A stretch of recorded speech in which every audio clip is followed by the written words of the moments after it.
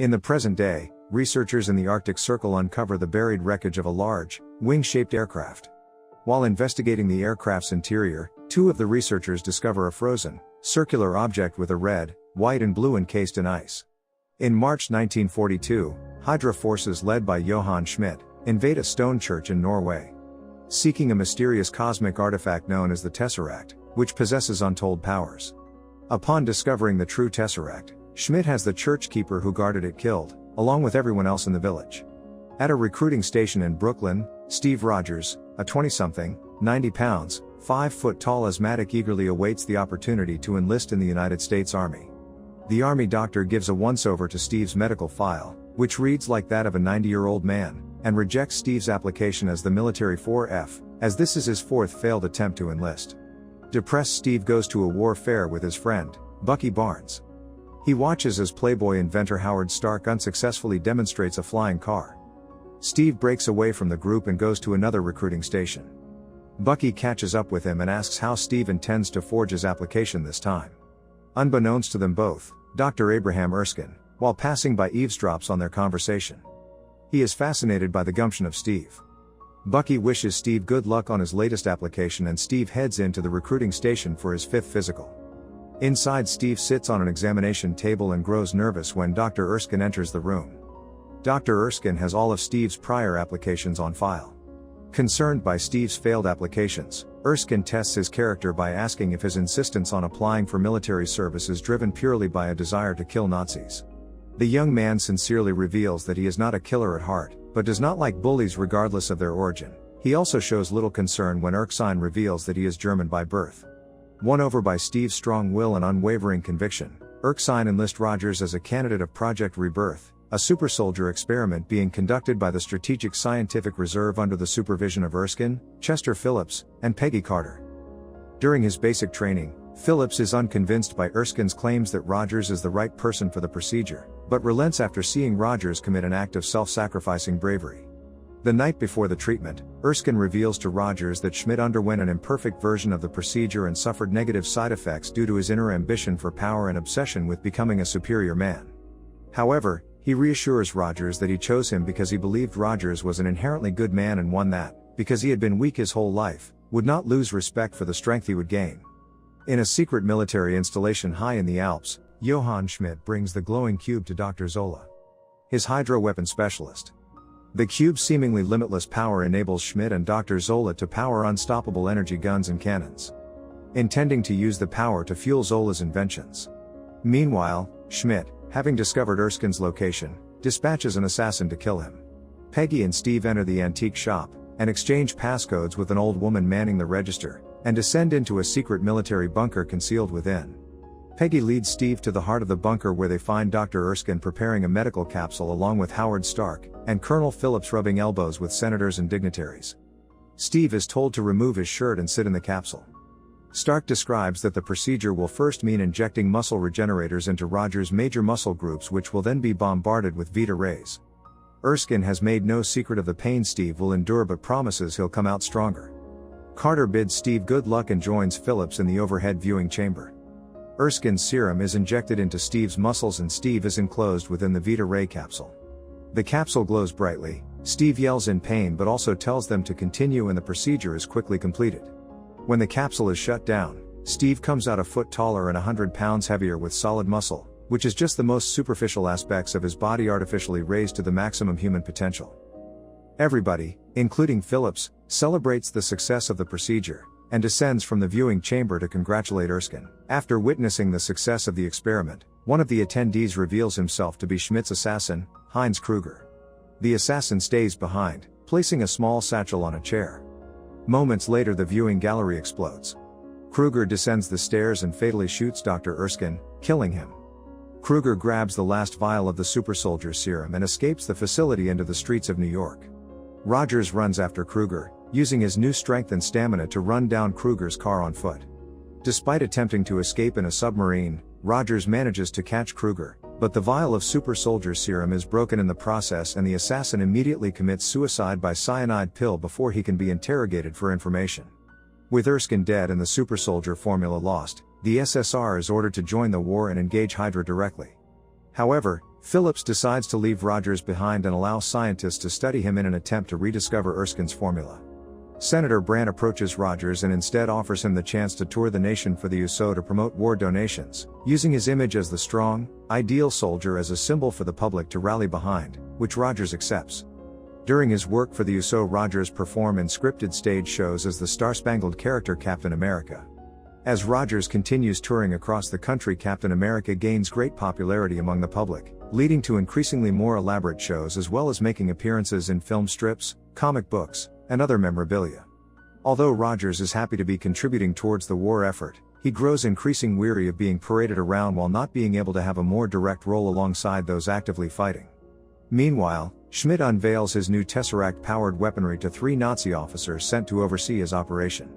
They ridicule Schmidt, saying that the Nazi party no longer takes him and Hydra seriously due to his obsession with magic and the occult, and playfully refer to him as the Red Skull. The Führer feels, how does he put it? The Red Skull has been indulged long enough. A name that infuriates Schmidt. Schmidt takes the 3 to his weapons lab where they are shown his unstoppable energy weapons and a strategic map of Europe dotted with targets.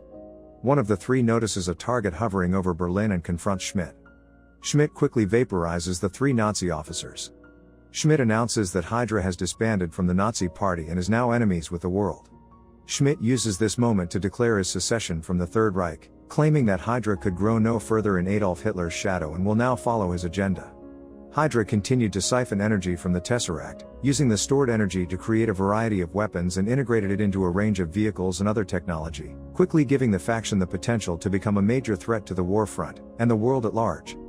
In November 1943, while performing for active servicemen as well as encountering his colleagues from the SSR, Rogers learns that Barnes' unit was lost in a battle against Hydra.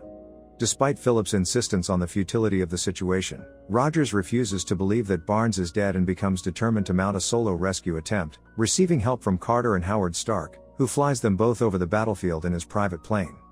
Steve surmises that Stark and Carter have a relationship and bashfully withholds his feelings for her. Just as anti-aircraft guns from Hydra begin firing on Stark's plane, Steve parachutes in, while the other 2 escape back to safety. Steve stealthily makes his way into the Hydra base, taking out numerous guards in the process. Rogers manages to sneak into Hydra's main factory where he finds and frees most of the captive soldiers, who begin a riot and start escaping while Rogers continues on to find Barnes. Steve makes his way through the facility and happens across Bucky, who is tied down to an operating table, and has quite obviously been tortured. Steve also notices an oversized tactical map mounted on the wall, with various marked installations. Steve frees Bucky, who is surprised to see that Steve is taller than him, and commits the map to memory. Schmidt, seeing the prisoners escaping and Rogers moving through the facility, sets the factory to self-destruct to cover Hydra's operations and evacuate to another facility. As the building begins to detonate, Schmidt confronts Rogers on a high catwalk where he makes light of his similarities to Rogers following their mutual use of the super soldier serum. Schmidt expresses his belief that they have risen above the visage of normal humans before revealing his face to be a mask, removing it to display the Red Skull-like face that earned him the sobriquet the Red Skull. The Red Skull escapes the exploding facility in a strangely designed private plane, while Zola sneaks away in Schmidt's roadster. Steve and Bucky have a huge divide to cross to their freedom. Bucky crosses a trembling, buckling support beam and manages to cross to safety moments before the beam plummets into the fire below. Left with no other option, Steve backs up as far as he can and leaps over the burning chasm.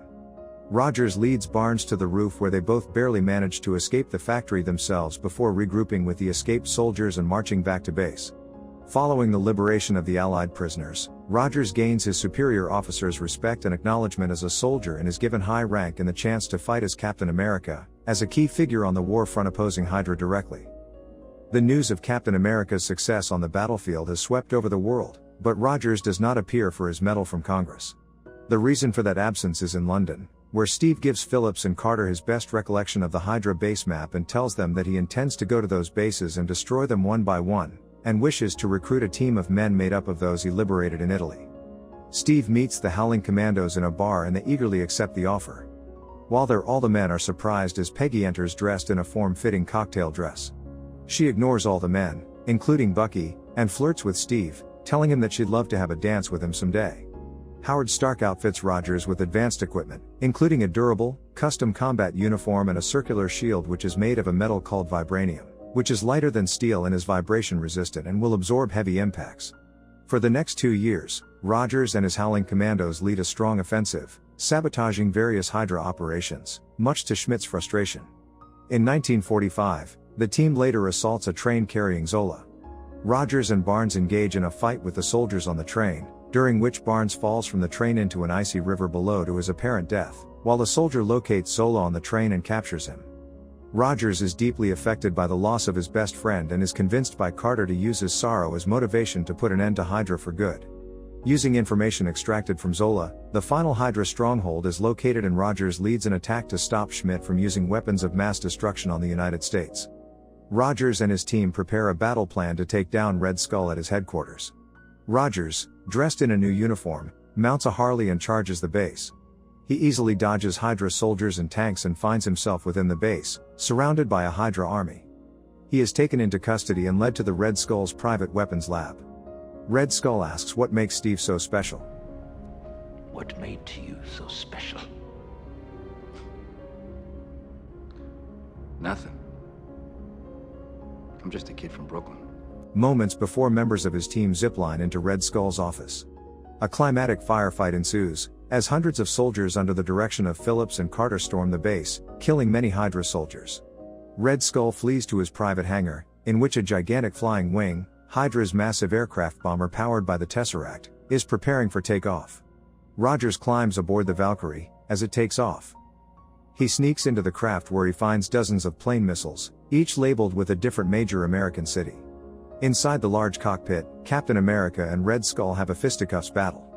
Red Skull fires his cube energy pistol at Steve, who easily deflects the shots using his shield. A shot is deflected into one of the cockpit's center consoles, which contains the Tesseract. Schmidt physically handles the Tesseract, which opens a wormhole into space, sucking him into it in bright light. The cube falls to the floor, burning through the plane and falling into the ocean. Seeing no way to land the plane without the risk of detonating its weapons, Rogers instead crashes it on the Arctic shelf while making a sorrowful goodbye to Carter, making a promise to take her dancing, knowing he would never be able to make the date. Stark later recovers the Tesseract from the ocean floor but is unable to locate Rogers' body or Schmidt's aircraft. Rogers awakens in a 1940s-style hospital room. Deducing from an anachronistic radio broadcast that he was out of place, he flees outside into what is revealed to be present-day Times Square, where Nick Fury tells him he has been asleep for nearly 70 years. Stunned by this revelation, Rogers' only response is that he had a date. A year later, Fury approaches Rogers, proposing a mission with worldwide ramifications.